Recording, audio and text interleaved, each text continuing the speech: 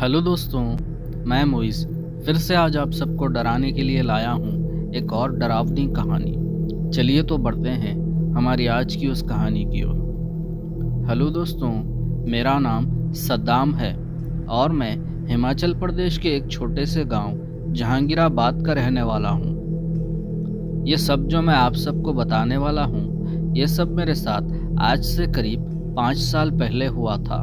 तो हुआ कुछ ऐसा था, एक शाम जब मैं अपने काम पर था तब मुझे मेरे वाइफ ने कॉल कर कर कहा, आज यहाँ हमारे ही घर आना, आज मेरी बहन की बेटी का बर्थडे है।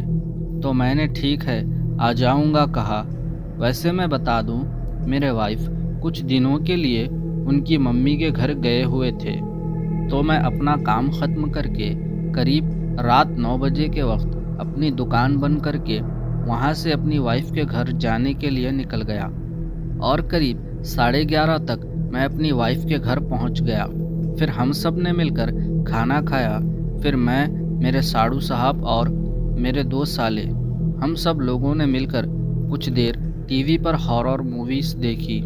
फिर करीब 12 बजे केक काटा। फिर हम सब ने केक खाया और फिर कुछ देर ऐसे ही टीवी देखने के बाद एक एक करके सब लोग सोने के लिए चले गए। तो मैं भी और कुछ देर टीवी देखने के बाद सोने के लिए चला गया, मगर मुझे पेट दर्द हो रहा था जिसकी वजह से मुझे नींद ही नहीं आ रही थी। तो मैं धीरे से घर की मेन गेट खोलकर टहलने के लिए घर के बाहर गली में निकल गया।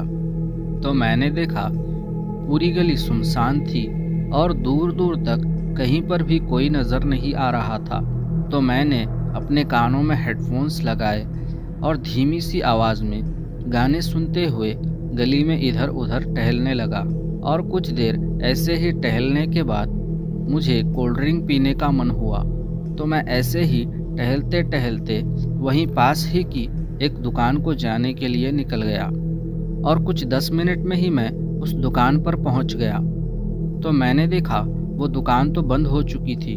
तो मैंने अपने फ़ोन में टाइम देखा तो उस वक्त रात के करीब 1:30 बज रहे थे। तो ये देखकर मैं वहाँ से अपनी वाइफ के घर के लिए वापस पलट गया और उस वक्त मैं गाने नहीं सुन रहा था। हेडफोन्स को अपने जेब में रख के ऐसे ही इधर उधर देखते हुए जा रहा था। तो तभी मैं गलती से रास्ता भटक के किसी और गली में चला गया। तो जैसे ही मैं उस गली में पहुंचा तो मैंने देखा उस गली में 10 से 15 कुत्ते थे जो मुझे देखते ही एकदम से मेरे पीछे लग गए। तो मैं हड़बड़ाते हुए वहां से भाग के दूर किसी और गली में पहुंच गया। फिर मैंने उस गली में अंदर तक जाकर देखा, शायद यहाँ से कोई रास्ता होगा मेरी वाइफ के घर जाने के लिए। तो मैं जैसे ही उस गली के अंदर आखिर में पहुंचा तो कोई रास्ता ही नहीं था उस गली में आगे जाने का। वो गली तो बंद थी और उस गली के आखिर में एक बड़ी सी कचरे की कुंडी थी, जिस वजह से वहाँ बहुत गंदी बदबू आ रही थी। और वहाँ पहुँचते ही मुझे एकदम से डर लगना शुरू हो गया। तो मैंने आसपास देखा तो मैंने देखा उस गली में सभी घर टूटे फूटे थे। उन घरों को देखकर ऐसा लग रहा था जैसे इस गली में काफ़ी वक्त से कोई नहीं रहता है। तो मैंने जल्दी से उस गली से बाहर निकलने के लिए कुछ 2-3 कदम बढ़ाए ही थे, तभी मुझे मेरे पीछे से किसी के कुछ चबाने की आवाज़ आई।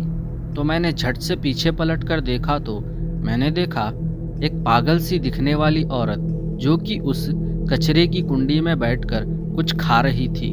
तो उसे देखते ही मैंने सोचा, ये कौन पागल औरत है जो इस वक्त यहाँ इस कचरे में बैठकर कुछ खा रही है।